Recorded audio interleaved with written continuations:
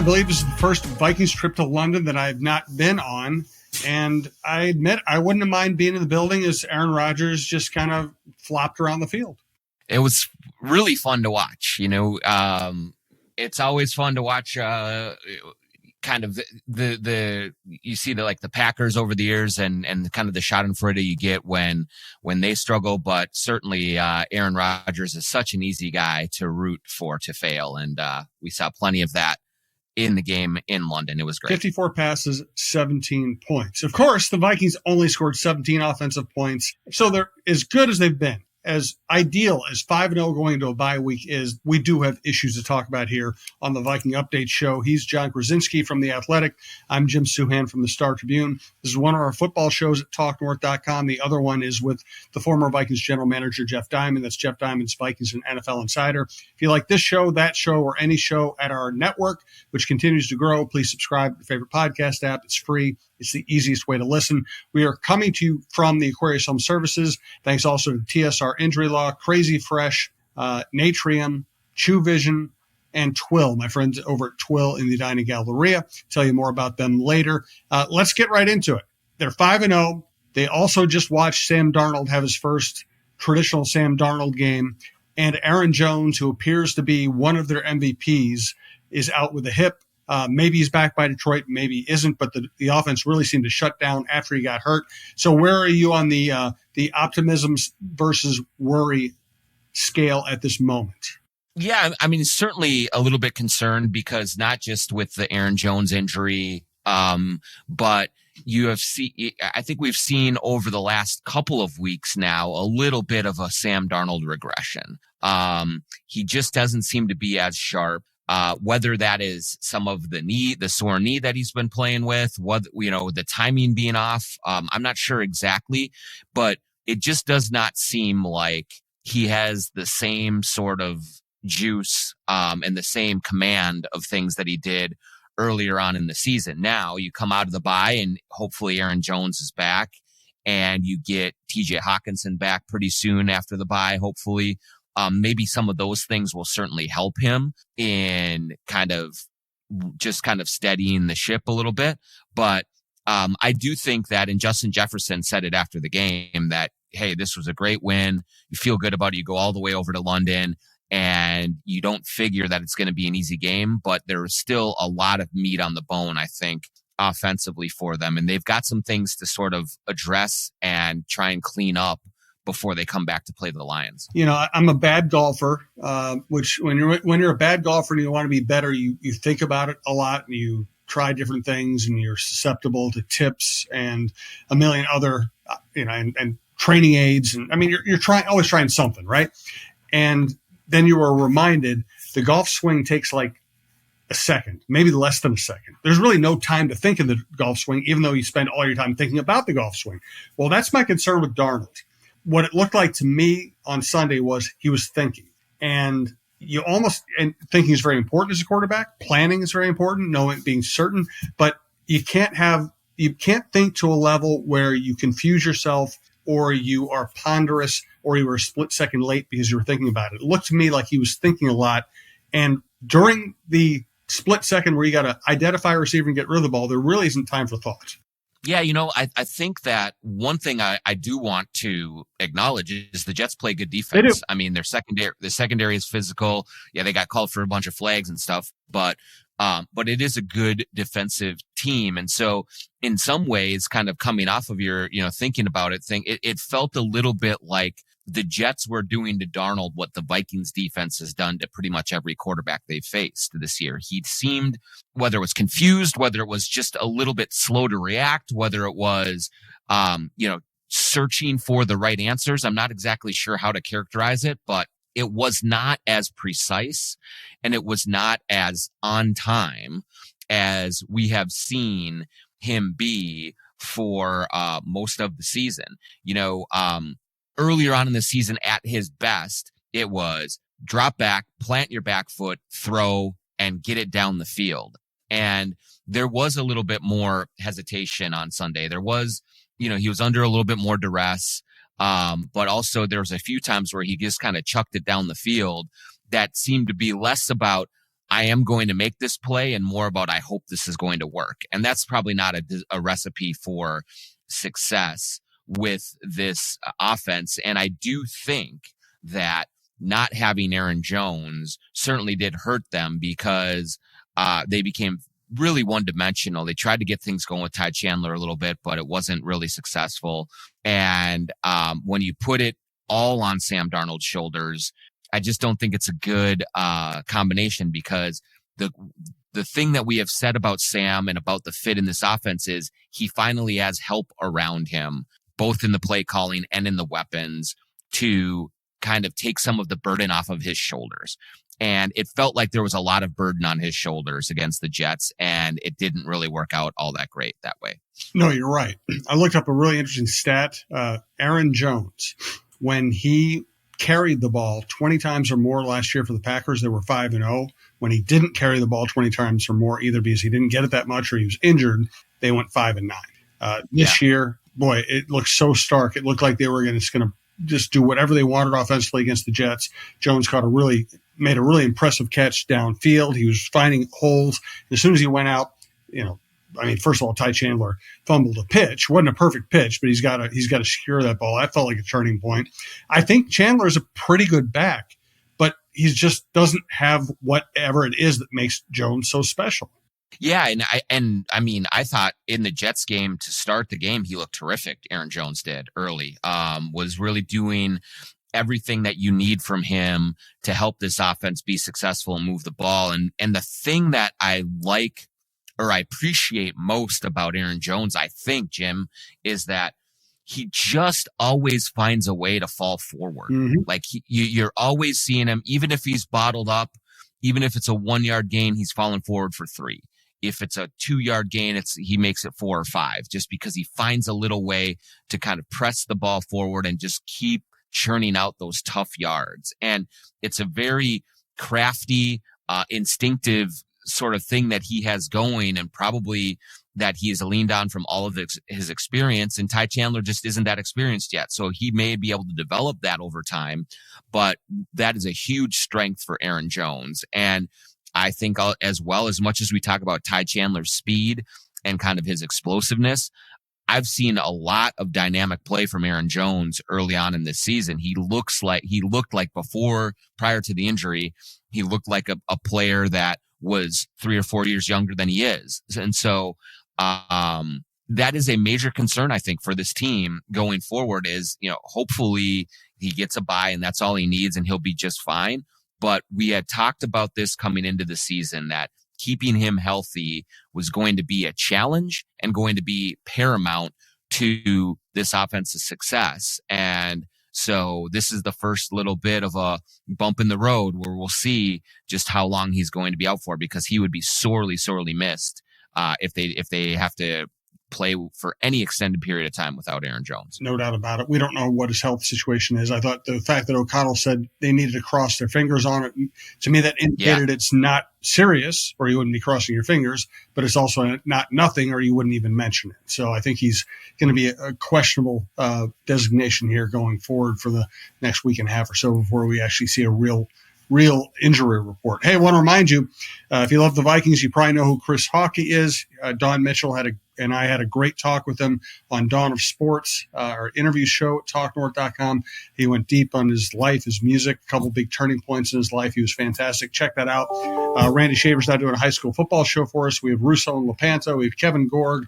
We have Jeff Diamond. We have Chin Music, Roy Smalley, and Lavelle E. Neal III, myself, John Malay on Preps. We have outdoor content from Laron Sharap and Valley Sports North people. Check it all out at TalkNorth.com. We do appreciate it. Also, a quick note, remember the number, 612-TSR-TIME. If you're ever injured, just call that number. They'll take care of you. Call them now. Thank them later, 612-TSR-TIME.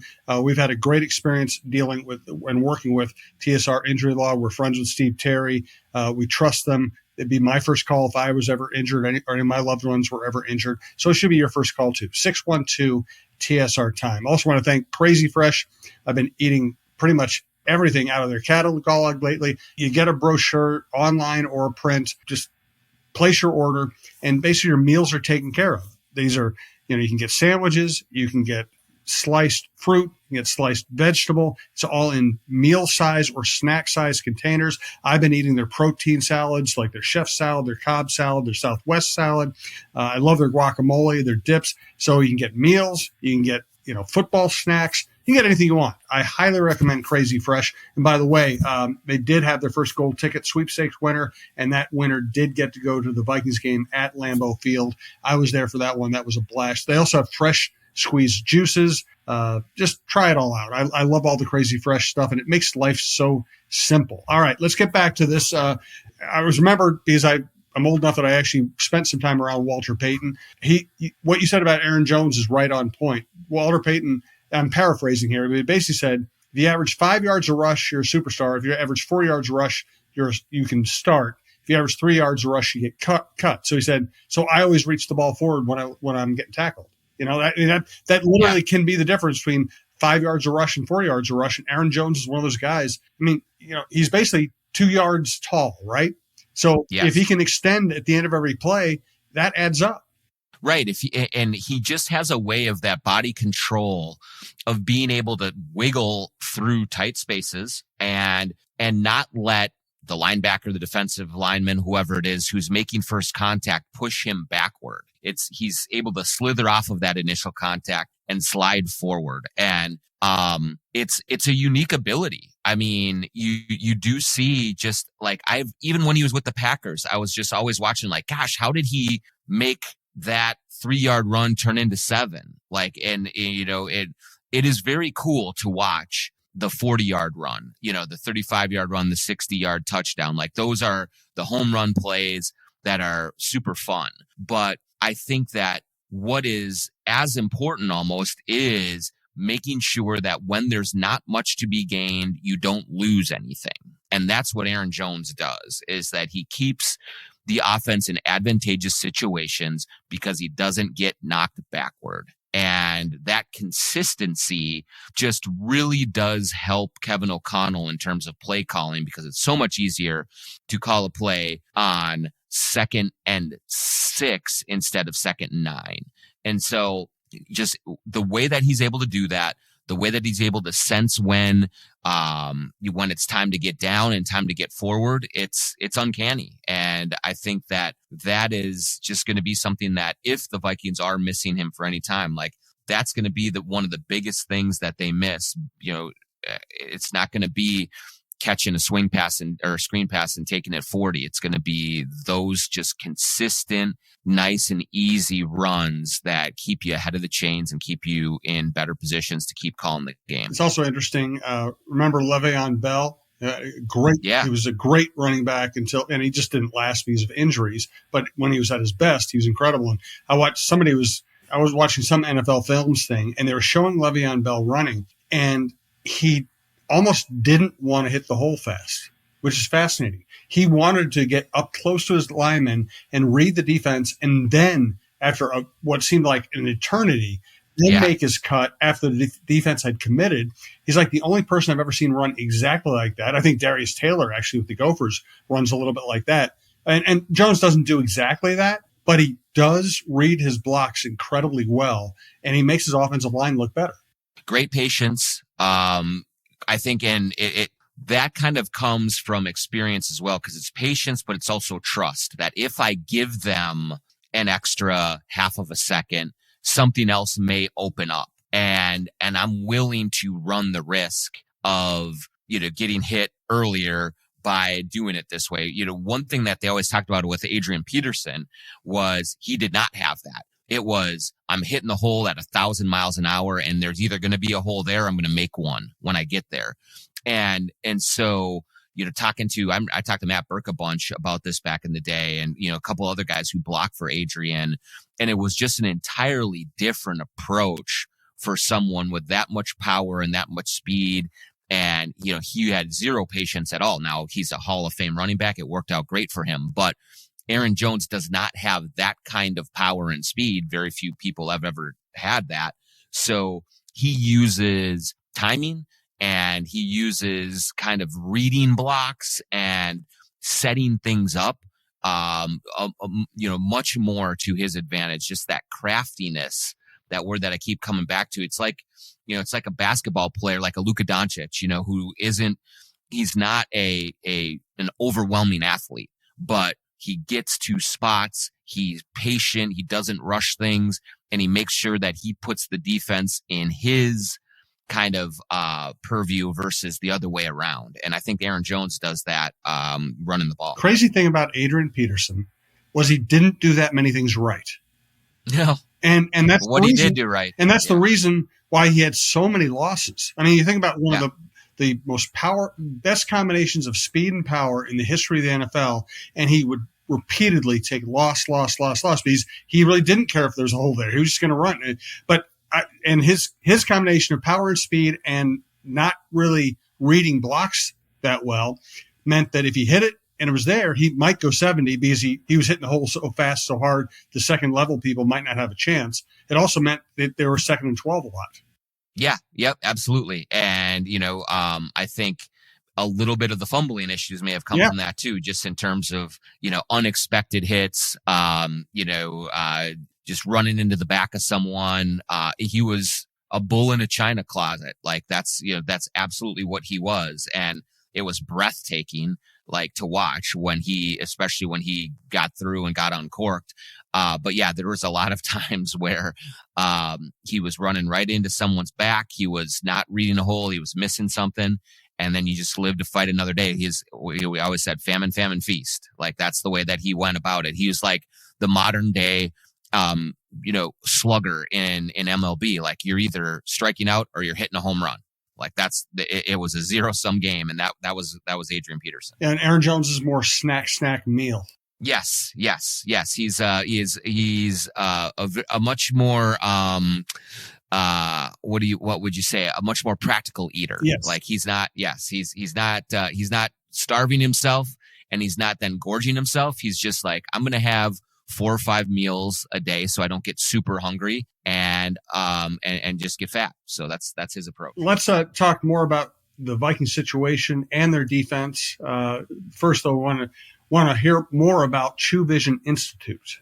True Vision Institute is in Bloomington. I got LASIK surgery this summer. It's been 2.5 months or so now, and I've said it before, but I can't believe I didn't do it 10 years earlier. It is life-changing, literally. Everything is easier without having to worry about glasses or contacts. I don't have to worry about going in every couple of years and spending hundreds of dollars on new frames, on new sunglasses as well as regular glasses, on, running out of my daily contacts and how all of that works. I just went to True Vision, got the LASIK surgery, and I haven't looked back. I have super clear vision. Everything's easy. I can go swimming with my kids. Taking showers and seeing the conditioner and shampoo is much easier. Going to bed at night and not having to worry about, throwing the glasses on the table, taking the contacts out.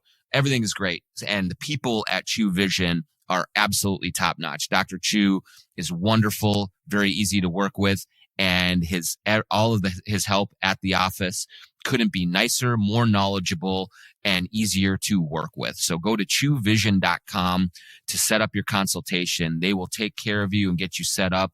And once you're through it, and once you're on the other side of it, like I am, you will be kicking yourself that you didn't do it a whole lot sooner. Well, let me tell you about my great experience with Natrium, Natreum.com, Natrium.com. Also, they have wildflower shops that have the same products. Went in there over the weekend, and I'd already used a lot of their products. What I was really stunned by was how many different drinks they have, different styles of drinks, different kinds of drinks, different flavors, different dosages, different, you can get some of their CBD, some of their THC, some are CBN, and every flavor imaginable, a bunch of different companies providing them, including Fulton, the great Minnesota company. So my wife and I both got some stuff for sleep aid. We got some stuff that just low dose, just kind of takes the edge off. Got some stuff that's good for joint and muscle soreness. I'm getting older. That stuff really does help. And you can get it in balms, oils. You can get oils for your gut as well. You can get gummies. You can get sweet, basically what taste and look like sweet tarts. You can get the liquids, which again, some are seltzers, some are like sodas. It's amazing the variety you can get. And as I said on another show, this is not Cheech and Chong's basement. This is not, you walk in, professional staff, spotlessly clean store, knowledgeable staff that can tell you exactly how each works and why you would want one over the other. We ended up walking out of there with all kinds of stuff. So I just highly recommend it. Go to Natrium or a wildflower shop in your neighborhood, or go check them out at natrium.com, and you can even place an order there. Also got to tell you about my friend Scott Dayton, his place in the Edina Galleria, Twill by Scott Dayton in the Edina Galleria. You can schedule a private appointment. You can drop by. The cool thing about shopping there is they aren't trying to upsell you. They're not trying to sell you things you don't want. They're trying to help you so they can form a relationship with you so you will trust them. That's always been my experience. I shopped there before I ever had them on as a sponsor of the podcast. And, as I said recently, my wife and I have moved a lot the last 10 years. And every time we move, I throw out a bunch of clothes, and I've never thrown out a single piece of clothing I bought at Twill because it's built to last. You will save money in the long run by buying high quality stuff that you're going to keep and that you have a reason to keep up and that holds its shape and wears well. So go check it out. And this time of the year, you want Layers, Brax, Alden Payne, Faraday, Johnny O, Meyer, Peter Millar, Schneiders of Salzburg, Stenstrom's. You can buy University of Minnesota gear, Wiggins, Waterville. They have only the best brands. Twill in the Edina Galleria, twillmn.com, and sign up for their email alerts if you want to know when they're going to have a sale. All right, let's get to it here. Vikings are 5-0. Kansas City played. We're recording on Monday, so by the time you hear this, Kansas City will have played on Monday night. Maybe they're still undefeated. Maybe they're not. They're in great shape in a million different ways. They gave us a little bit of cause for concern on Sunday, as we've already talked about. But what's interesting, John, is the NFC feels as level as it ever has. The 49ers and the Eagles, you could argue they have the two best rosters in the NFC. Neither is playing well. 49ers have major injury problems. Washington looks really impressive. We don't know if we trust them. The Falcons and the Saints are good, but we don't know if they're great. The Packers and the Lions look good. Maybe the Lions are actually the best team in the conference. I don't know. But this is a very interesting year for the Vikings to be good. It is. And I still am of the group of just what I've seen so far. I think that the Lions are the team that I would be worried about the most if I were the Vikings. I just think that they're very complete. They're well coached, and they stumbled a little bit early, but I think they're starting to figure things out, especially with their running game. And so I think they're a really good team.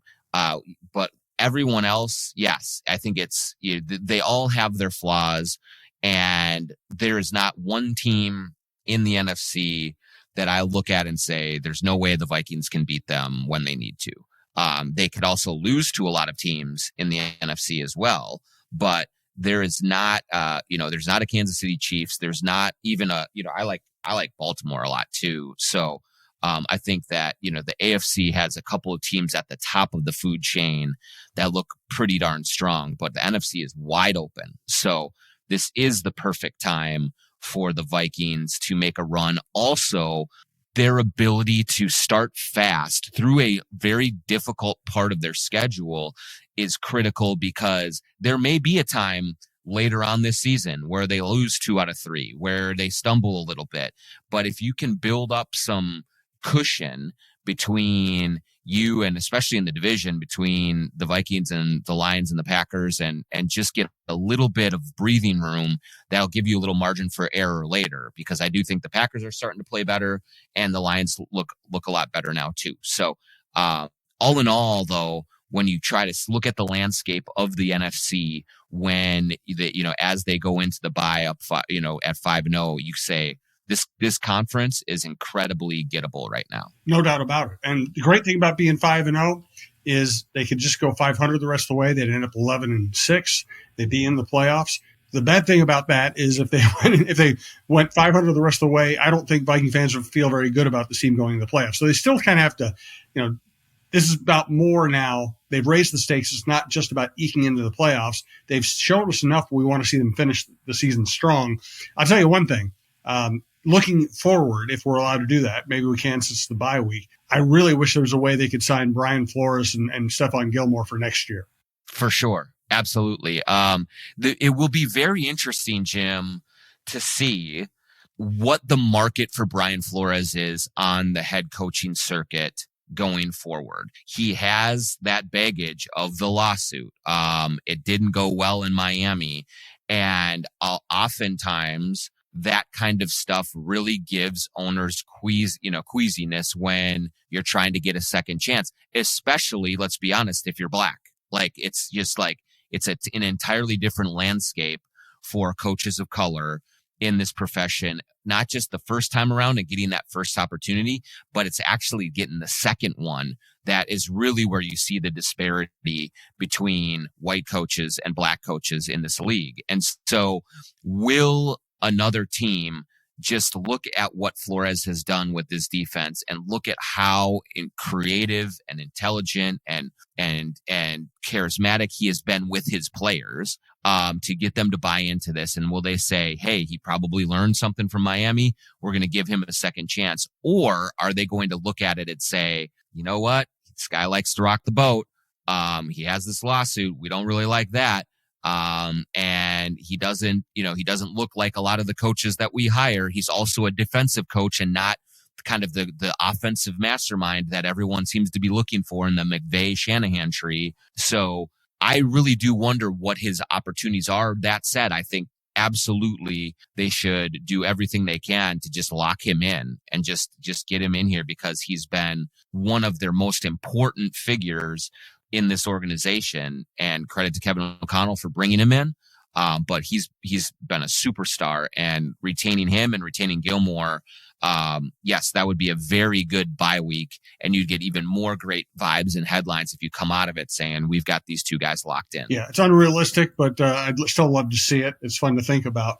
I tell you what NFL game I hope is on TV this upcoming weekend. This is a bye week for the Vikings. You get a chance to watch other teams, other games, and just kind of not be obsessed over the purple. How about this for a game? Washington at Baltimore. Jaden Daniels against Lamar Jackson. They're both playing incredibly well. They both can beat you with any kind of throw and any kind of run, including running 50 yards downfield. I mean, this will be a blast. Nothing against drop back quarterbacks. There have been a lot of great ones. A lot of them are in the Hall of Fame. But to me, there's nothing more fun than watching quarterbacks like this who might do anything at any time. 100%. I mean, this is like the best.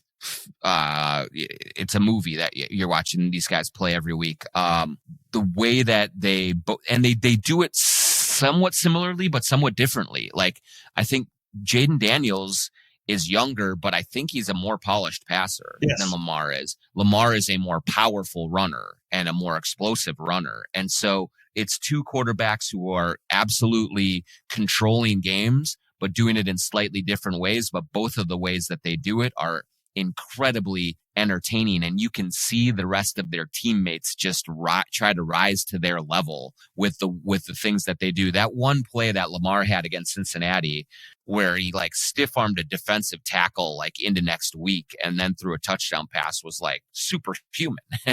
and the things that Jaden Daniels are doing, so early in his career. I know that you and I talked about it going into the draft, but I was definitely leaning towards actually Jaden Daniels even over Caleb Williams a little bit, just with his dynamic ability and what I saw from him in college, and where I saw Caleb Williams just step back a little bit at USC his last year there. So it's been great to see. It's really cool to see, Washington, just get galvanized by that, and a long suffering franchise, just absolutely with the wind at their backs now with a brilliant young quarterback. And that, watching those two play on Sunday will be fantastic if we get lucky enough to get that on TV. No doubt about it. Last note, Aaron Rodgers to the Jets doesn't look anything like Favre to the Vikings. At least not, obviously when Favre came back the second year, it was a mess. It was absolutely a mess. But he came into a team that's absolutely ready to win, just needed a good quarterback, and they had a dream season up until that last throw. Aaron Rodgers went to an organization that doesn't seem to know what it's doing. I don't think he has a good head coach. I don't think he's a good offensive coordinator. And even though they have talent on that roster, that talent has never won anything. I can't – if it were anybody other than Aaron Rodgers, I might actually feel sorry for him. Exactly. Yeah. No, it was, you're right. It's totally different because, I mean, there's talent on that Jets team, but if you look back at that Vikings team, I mean, you had Hall of Famers, on both sides of the ball, with, with Brett Favre. And, it just seems like in watching Aaron Rodgers from afar, but then watching Favre when he came here, like it feels a different mentality. Like Favre had a real chip on his shoulder but also had this sort of, vibe about him that was very fun, and he really enjoyed it. And the teammates loved him. The way that he interacted with his teammates and figured it out, like with them, he was an absolute, just, I use that word, galvanizing force for that team. And just with his mindset and his approach, like Rodgers is just weird. And he gets there and he's carrying all these grudges. He wants to fight all these social media fights. He doesn't seem to be at all locked in to what you need to do to be a great quarterback in this league, certainly, and especially at an advanced age like that and coming off of an injury. So there's just the two different approaches could not be more on opposite ends of the spectrum for what we see, how Rodgers went to the Jets and how Favre came to the Vikings. Like, he really wanted to be here and he wanted to stick it to the Packers, and he did both of those things. And Rodgers just looks worn out and distracted. And so, totally different vibes. And yeah, again, you just feel awful that it's not working out for him. No doubt about it. Well, I don't know if this is the right way to put it, but enjoy the bye week. I don't know if you enjoy it when you can enjoy it because your team's 5-0. Maybe you don't enjoy it as much because you don't get to watch the Vikings, but maybe Aaron Jones is healthy in 2 weeks and the bye week will come at the perfect time. For John Krawczynski, I'm Jim Souhan. This is TalkingWork.com. Thanks for listening.